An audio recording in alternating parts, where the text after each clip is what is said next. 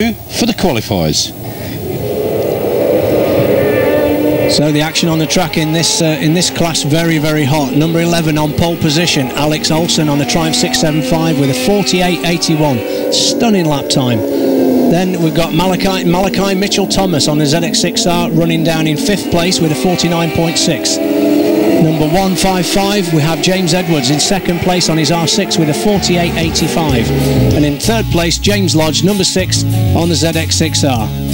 4th place, Seb Kelly, number 158 on his R6. And down in 6th place, we've got James Pickford on his Kawasaki ZX6R. 7th, Wayne Humble. 8th, Richard Charlton. 9th, Tony Walsh. And rounding out the top 10, we've got Scott Adams. As we go to the grid,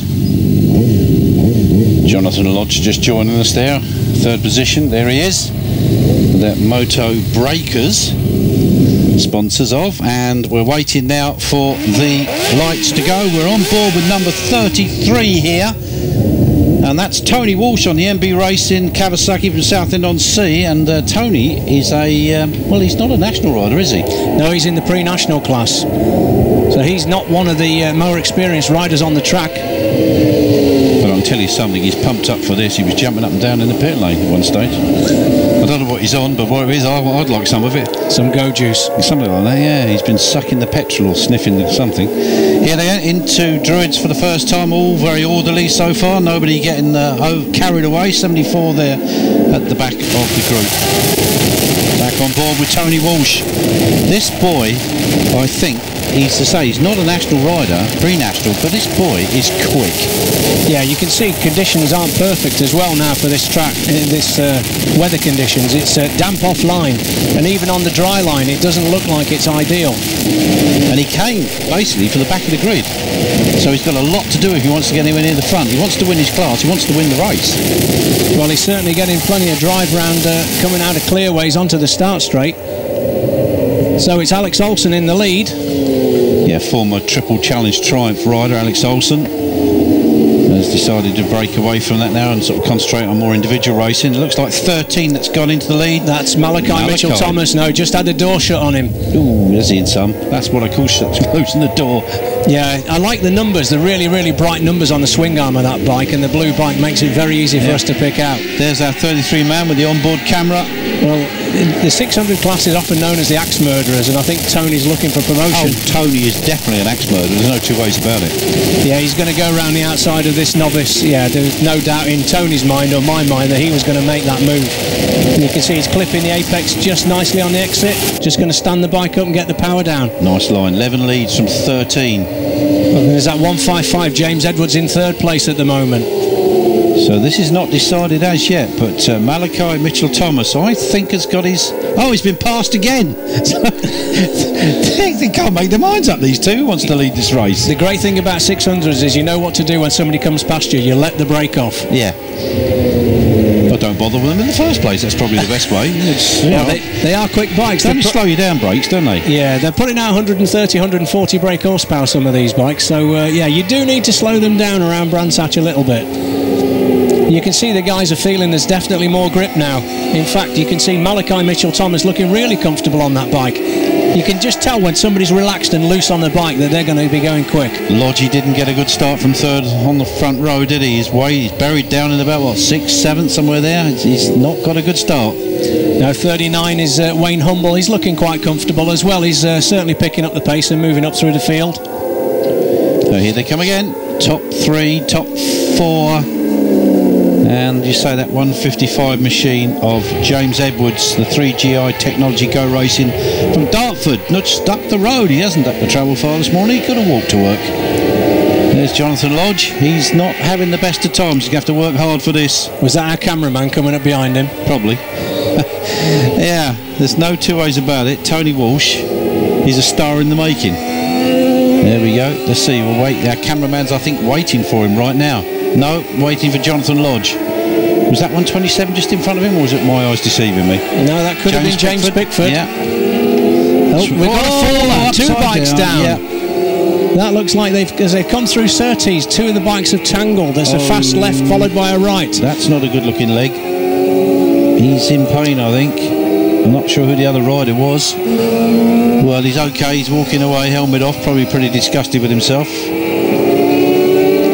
Yeah, it's got to be bike 58, but the red flag is going to come out. They've stopped this one, and this will be a restart. So, a different result. The marshals just make sure everything's clear and ready to go. As James Brennan, our race director, will call over the radio. It's a restart, and we're missing 2 riders. Alex Olsen's missing, and so is Jonathan Lodge. They're both missing from the front row of the grid. So I don't quite know what happened there, whether they've decided they don't want to play anymore or what, but certainly that's not what we expected. So that will give Malachi Mitchell-Thomas a pretty clear run, I would have thought, Stu. Yeah, James Edwards has been feeling very lonely there at the start, all on his own. Yeah. And as you can see, he's a brand new tyre as well, so he's out there leading the field on a brand new tyre, so he'll be going a little bit steady on this first lap. He probably will be coming under some pressure. I just spotted Tony Walsh, number 33, in amongst that group. Another lightning start, I've got to say. He's coming from the back of the grid each time to do it. He was late getting to the grid because they've all been changing tyres, apparently. Yeah, that's Seb Kelly with those new tyres out front. He's made an absolutely storming start. And it looks like he's quite comfortable as well. He's pushing on, certainly for an opening lap. You can see the bike just bouncing a bit. There's some horrible ripples around there. Definitely new tyres on the bike. You still see the labels. 32 Nick Cliff there in amongst that group, but there we are. That's our leading group at the moment of 3, 4, 5. They're all there. I'm just looking out for our old friend, number 33, Tony Walsh. He's there somewhere on the NB racing bike. Well, it's James Pickford in second place at the moment, being chased down by Malachi Mitchell-Thomas. In fact, you can see Malachi made a good start in the first race, and he looks just as racy at the moment. He's certainly pushing. Bit of a gap opening up to fourth place. 4th, 5th and 6th altogether, and that's 32. That's not the man himself. Yeah, Nick Clift. It's the first 3, and there's no doubt there's been a bit of tyre swapping going on here. They've with the weather conditions changing so rapidly, no one really knows what to put on. I'll keep looking for that 33 bike, and well, there's the 42 machine just going through our shot. Richard Charlton on the DH Charlton Solid Fuels has Sir's Hair Saloon. Yeah, Richard makes no bones about the fact that he doesn't like Brands Hatch. He does not. He's a northern plain-speaking man, and he does not like Brands Hatch. I don't like this track at all. That was a good imitation. So the front 3 are definitely closing up a little bit. That sticker's not actually disappearing off Seb's front tyre very quickly. So yeah, they're certainly not doing the 48-second laps that they're capable of, these guys. He's not doing any stoppage on the front wheel. That's what we're trying to say. He certainly isn't at the moment. No. I think it's all between these 3. But keep an eye out on our old friend Malachi. I've got to think. I have a feeling that Malachi has a plan. Looks like he's making a little bit of inroads. And the 2 in front of him are going to know about it quite soon. He's having a look up the inside. He's picking up some good grip there. He's trying to get that bike up right again. Yeah, there they go. The way he's closed the gap coming out of the corner. He's going for this. He's going for this in the paddock. Well, 3 abreast going into Graham Hill. Brakes. Paddock Hill. What brakes? I don't have any brakes. So 3rd to first, and 2nd stays 2nd, and 1st to 3rd. I said he had a plan. Major moment coming out of Paddock Hill Bend there as well. I said he had a plan. Yeah, Seb Kelly will be having a plan. He'll be having a change of underwear when he gets back in after that one. Kelly's dropping off the pace now, so whether he's got I'm not surprised. Yeah, he's frightened him to death. No, Seb's been around long enough not to get frightened that easy. Well, these 2 seem to have pulled the pin anyway. They've opened up a good 3 or 4 tenths there. And our 4th place man is closed 32's gone down. That's Nick Clift, who we saw doing really well earlier on. Pick it up, boy. Is that down at Graham Hill? Yeah, he's still in one piece. Well, it looks like he's in one piece. So the leader's coming across to start another lap, and indeed Malachi Mitchell-Thomas just opening up a little bit of a gap. Wayne Humble, number 39. Wayne putting in a spectacular lap there. Gone to 3rd. So you're quite right. Seb Kelly has, I won't say lost the bottle, but he's certainly slowed down a bit. Yeah, that moment at Paddock Hill is something that focuses the senses, believe me. Yeah, I am mortal after all, as they say. Well, Malachi Mitchell-Thomas looking comfortable. He's not using the full width of the track, so clearly there's still some damp that the guys can see on the track that we can't. Now down in 4th. In fact, change. Now, the question is, can the man in 2nd place get anywhere near this man? No, he's looking very, very comfortable, and it's great when you actually see the guys with clear visors as well. You can see the focus that they've got on the road ahead. And Seb Kelly's choice of that new front tyre seems to be hindering him, because that sticker's still on there and it just will not be helping. So he'll be getting reasonable grip, but there's something that he's not happy with. He's just dropping off the pace a little bit. Big gap now down to 5th place. Ooh, and look who it isn't. Tony Walsh is there again. That was Tony and those two together, I think. Yeah, lots of clear track in front of him. Yeah. So let's just have a look and see if we can see these damp patches as we approach Druids. He's not hanging around, this lad. He wants to go for this for sure. He wants to win his class and win the race if he can. Yeah. The way he's travelling, I think he's coming from the back of the grid. I think it's a bit of a tall order to catch Malachi out front, but he's certainly going to have a good go at it. Fair dues to him. Wayne Humble there just creeping up on the man in front. Yeah, James Pickford looked like he's going to come under a bit of pressure very, very soon. Wayne Humble looking really good actually at this stage of the race. It was Luke Martin that just went through number 26. 441 is that. I just glimpsed Daniel Diamond on MSG Racing from Stoke Mandeville. It's a Suzuki. Here's the race leader, and the gap is increasing, but second place, I think that's Wayne Humble. Yeah, he's now under threat. It's not over yet, as they say, till the checkered flag swings. They are definitely trying to pick their lines around there, the way they're standing those bikes up pretty quickly. They don't want to get them on too far on the sidewall. Yeah, that shadow from the sun obviously indicating that it is likely to dry out a little bit more, but the guys are definitely being very careful around some of these corners. He's creeping, he's creeping. He's going to have a look up the inside. No, the door has been firmly slammed in his face. Wayne Humble holds a tight line. He's not going around the outside there, and good drive out of the corner there as well, just opening up a bit of a gap. Distinctive styles between riders when you look at them. Some hang further off the bike, some sit more square to the bike. It's unusual to watch these sort of things. Who we got here? 81, I think that was. Well, that would be Jarvis Adam on the Mac Tools Melted Sliders Camden Garage. It's R6 spares, so that's a fair mouthful of sponsors he's got, but we did get them in. What we got going on here then? It's all Andrew White having a look up the outside. It's all number 77 on his R6.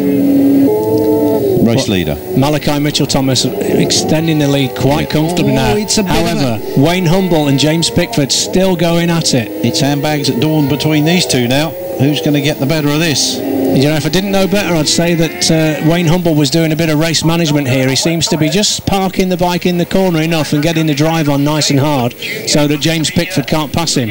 And I think he knows that he can't go offline. In fact, you can see Malachi Mitchell-Thomas, he's on full wets on the front, as is Wayne Humble, as is James Pickford. So what they'll be doing is they'll be feeling these tyres just start to go off, particularly the rears, because this is certainly looks like a dry track. There's Paul Slade there looking really good.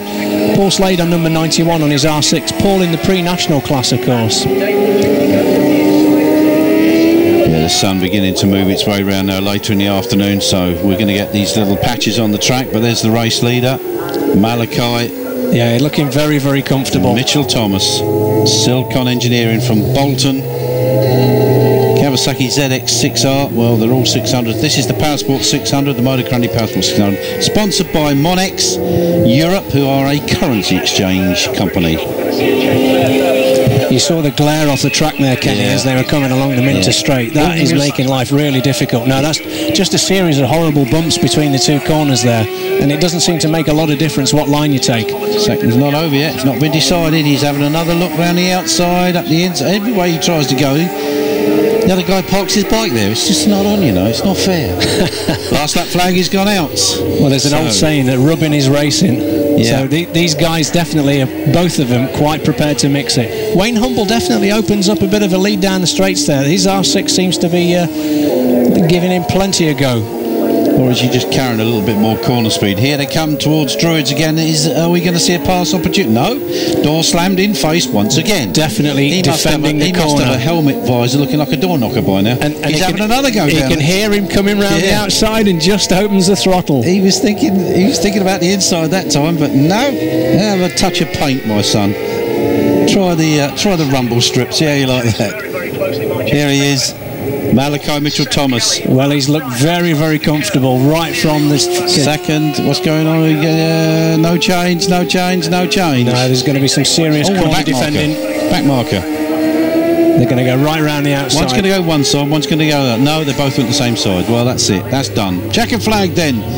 Malachi Mitchell-Thomas wins this Powersport 600 race, the first one of the year, round 1, and he did it in some style. It was a restart race after us losing Jonathan Lodge and Alex Olsen.